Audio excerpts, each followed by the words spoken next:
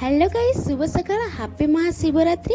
आमे दुई सुंदरी बाहर रे मंदिर पूजा करबा मंदिर रे पूजा करिया लगी प्रबल भीड़ थिला। टिके भीड़ कमिला मात्रे मु जल अभिषेक करिकी मो उपवास करिथिली। चलते एबे मु देखेमे हम सासुघर डेली मंगलसूत्र पिंधिके एठी आमे काम करो। एबे लंच टाइम थिला सेति पई बंद अछि लाइट सब। अंदने मेकअप नै के सब जाई जदी फोटो दि चारटा न उठे मनटा खराब होबनी।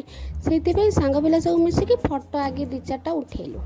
पिकनिक रे मो रूम रे आसी फेस हो गली थोबड़ा पूरा चेंज हो जाइछि मोर।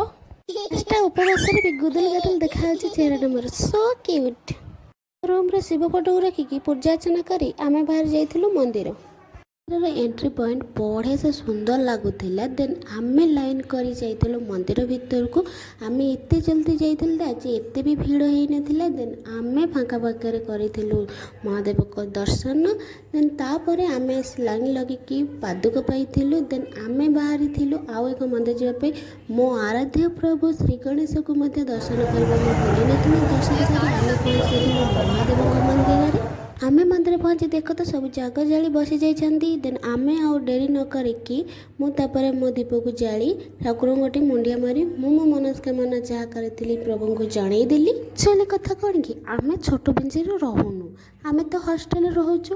हॉस्टल रूल को फॉलो करिवार अछि। सेति पई आमे राति सारा बसी जागर जाली पारिबुनु। सेति पई आमे दीप जाली महाप्रभु को जणई देलु। आंटी जनक मत देते प्रसाद मुझे आसते रूम को। देन आम रूम रे बनई पणा तो महादेव